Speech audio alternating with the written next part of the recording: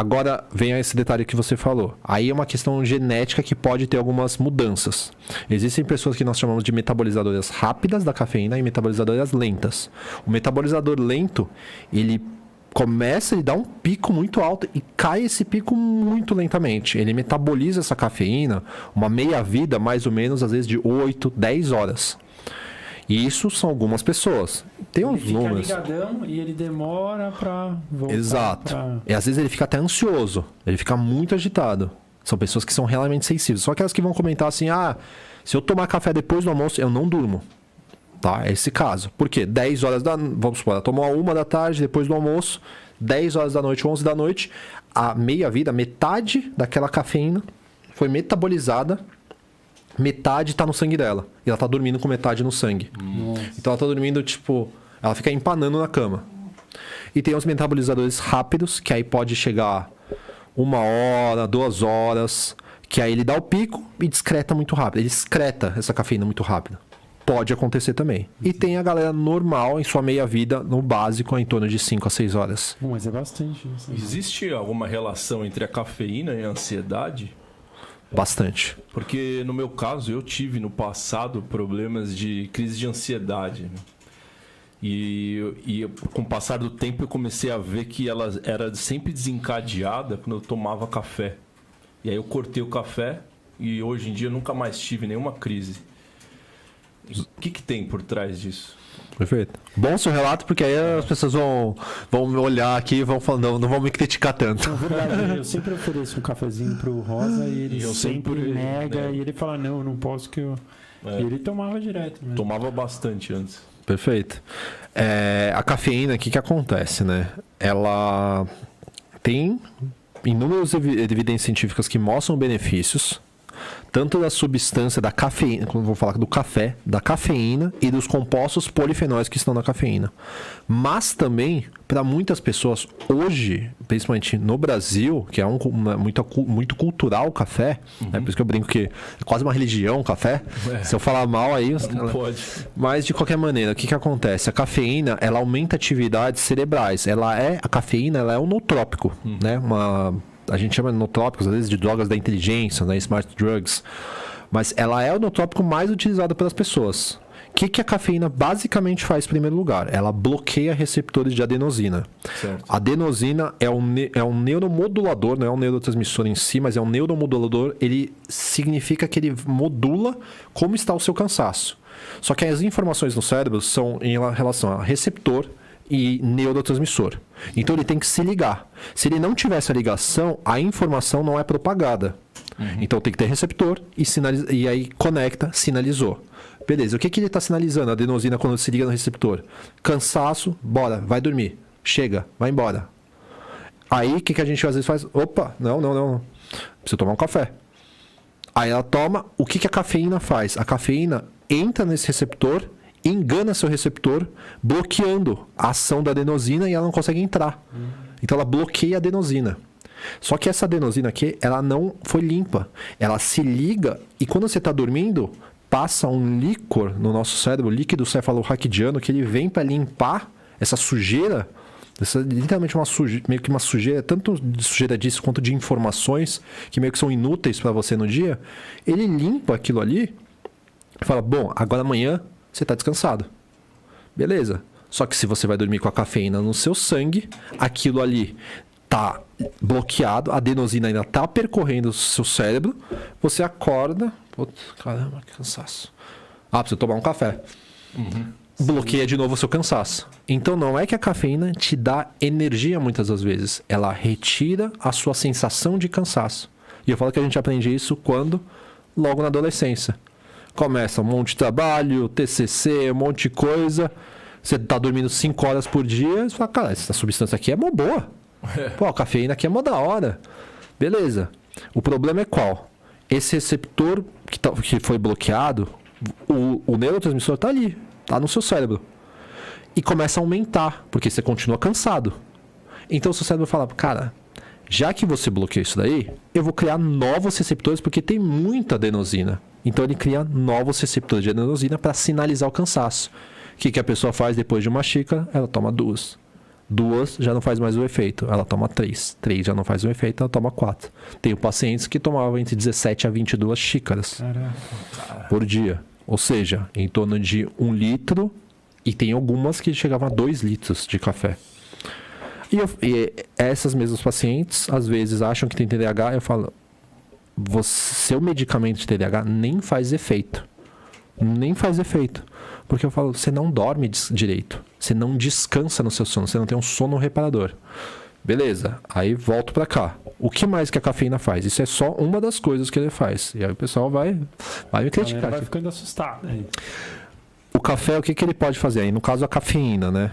A cafeína, ela também aumenta a atividade dos seus neurônios. Atividade que a gente chama de glutamatérgica, de glutamato. O glutamato é um neurotransmissor excitatório. Ele é o neurotransmissor que é pouco falado, mas ele, mais ou menos 50% do seu cérebro trabalha pelo glutamato. Ou seja, o que ele está fazendo? Ele basicamente excitabiliza seu neurônio. Então a gente está com o glutamato aqui alto. Por quê? Porque a gente está animado, tá legal, conversa e tudo mais, o pessoal está assistindo, o pessoal em casa também espera que esteja animado aí, seja com glutamato um pouco mais alto, só que isso não pode estar alto para dormir. E às vezes a cafeína, ela joga você muito para cima. E aí você tava tipo meio que desbalanceado e te jogou muito acima, e aí você sente ansiedade. Porque o glutamato ele manda a informação e vai propagar sinapses. Essas sinapses que vão ser propagadas, né, por impulsos elétricos e depois por neurotransmissores, e aí vai dando sequência neurotransmissores, enfim, só que isso é muito rápido. Vai mandar estímulos de adrenalina, noradrenalina. E adrenalina e noradrenalina, principalmente a adrenalina, ela sobe com a sensação de taquicardia. Isso. E isso, fisiologicamente, vai gerando crise. Eu sei que, às vezes, só de falar, às vezes dá a mesma sensação, porque eu sei que quando eu falo pro meu paciente, eu vejo na cara dele que ele tá sentindo. Eu falo, calma, que eu só tô explicando. Não tá acontecendo. É como se um tigre aparecesse na tua frente, mas não tem nada. Exatamente. E pro seu coração, ele tá começando a falar, cara, vai acontecer um perigo. Vamos bombear mais sangue, joga esse sangue para os tecidos periféricos, começa a oxigenar tudo que puder e você começa a hiperventilar. Essa hiperventilação faz com que a frequência cardíaca ainda fique mais acelerada.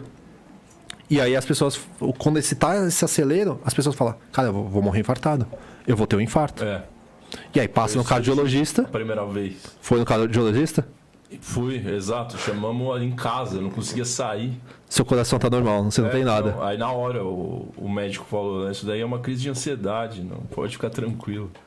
Pode ficar tranquilo naquelas. No sentido de você não vai ter nada no coração aí.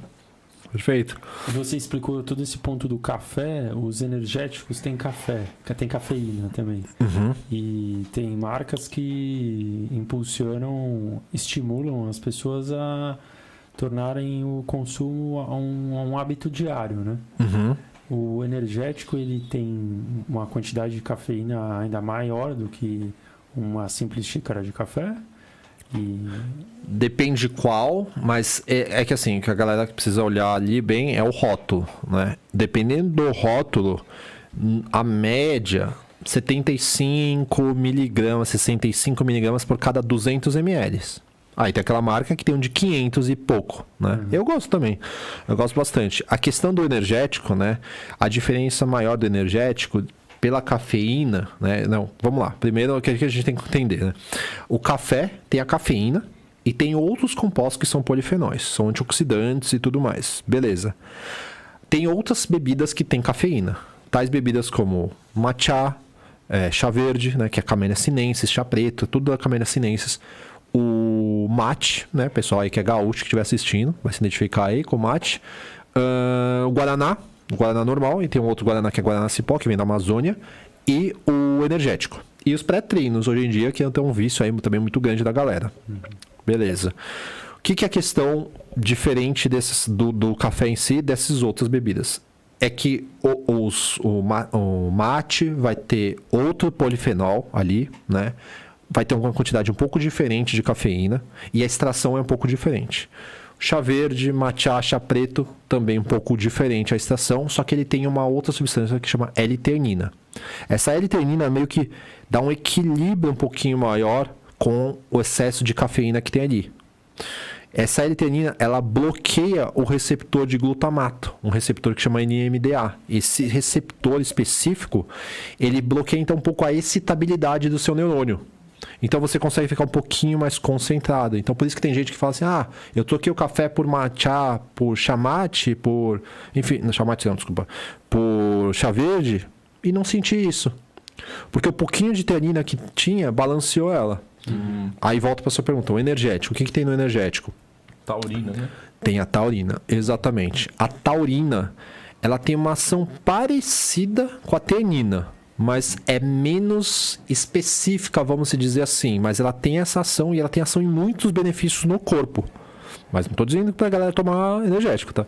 Mas tem os benefícios. A taurina é um excelente nootrópico, um excelente até alimento prebiótico para as bactérias boas, isoladamente, tá? Eu estou falando da taurina. Ela bloqueia esse receptor NMDA do cérebro, do glutamato.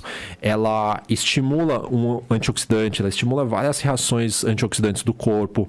Ela melhora a mácula ocular dos olhos. Enfim, tem uma infinidade, tem um post ali gigante sobre a taurina, ali, inúmeros benefícios lá, que tá lá embaixo no Instagram. Então eu estudei muito sobre a taurina, ela é muito interessante. E ela tá no energético e no pré-treino para tentar equilibrar o excesso de cafeína. Então tem gente que toma energético, em vez de ela ficar ligadora, ela fica meio de boa. Mais zen, assim. E ali, a taurina e a teanina, além dela bloquear esse receptor de glutamato, ela equilibra o outro lado dessa balança, que chama GABA, que é o ácido aminogama butírico. Eles funcionam uma base de equilíbrio.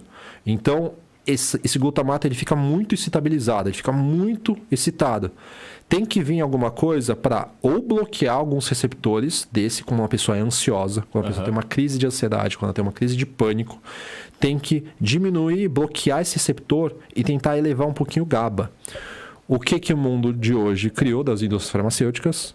O famoso Rivotril, o clonazepam. Então a pessoa sente uma sensação de crise de ansiedade e pânico, ela toma um negócio e ela fica anestesiada. Ela não fica às vezes com sono. Ela fica meio anestesiada, ela vai levando a vida dela. Sabe no clique ali, quando o cara tá no piloto automático? Aí o cara tá lá comendo. Aí a menina fala, pai. Ele não sente nada. Ele não sente nada. Ele tá anestesiado. Mais ou menos assim que as pessoas ficam com o clonazepam, o prazolam, esses medicamentos aí. É o clonazepam. Né? Isso, exatamente. Porque ele aumenta muito a quantidade de GABA no cérebro. E o GABA ele é inibitório e o glutamato é excitatório. O grande problema de fazer isso é que as pessoas começam a se viciar nesse medicamento porque a sensação de GABA para uma pessoa ansiosa, ela para de sentir essas coisas. Só que ela não está ensinando o organismo dela a balancear essas sensações.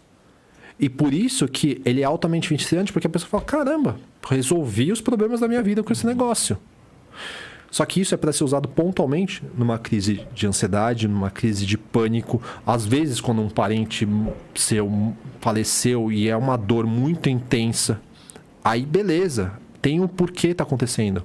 Às vezes é uma pessoa que tá, sei lá, uma dor excruciante, que ela não consegue dormir, ela precisa às vezes dar essa anestesiada nela, para conseguir baixar mesmo.